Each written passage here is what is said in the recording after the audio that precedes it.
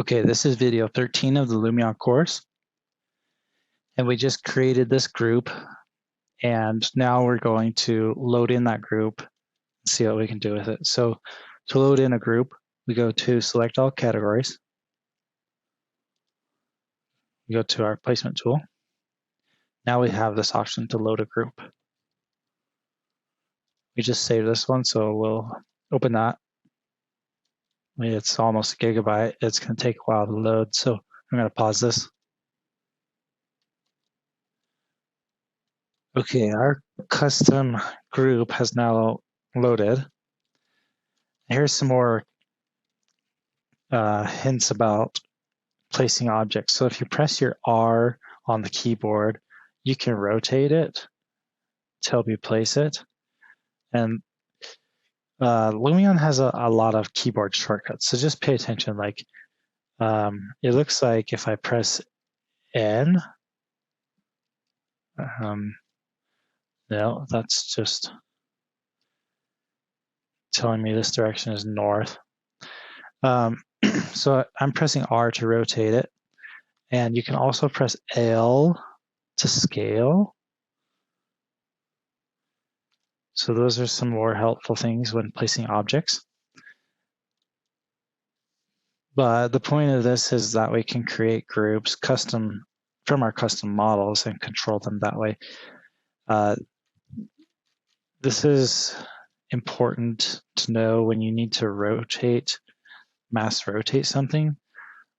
Let's say, so this collection, this entire thing was grouped. But if these were individual models, let's just ungroup this to demonstrate.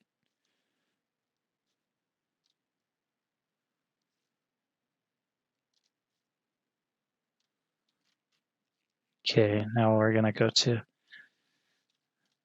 the import button so that we can select all of these.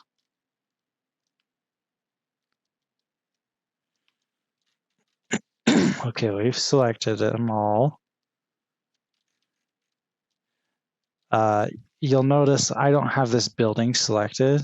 It's because I did not put my box around the node of this object. And what I mean by node, you'll see that each of these has a specific node. That node is placed where the origin of your model is. So the origin of this file is actually over here, right there. That's because the origin in Revit, when whoever modeled this building, they modeled it that far away from the origin. This is a really important point. So when somebody models far away from the origin, it's harder to control in Lumion.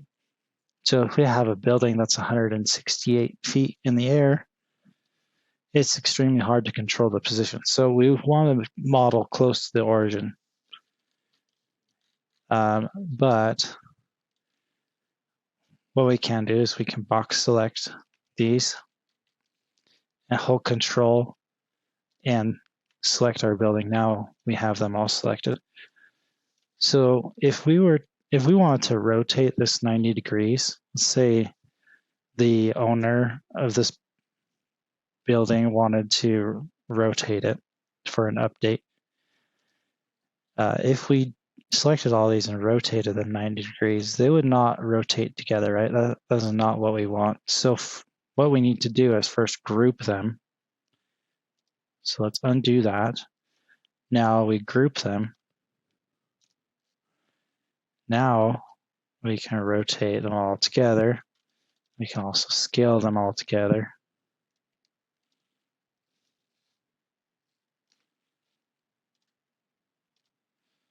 Okay. So that's how you utilize groups to help you with your your model placements.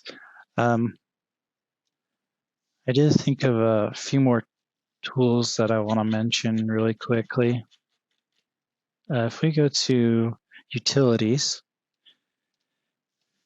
this video is about to end, so I'm going to explain utilities in the next video.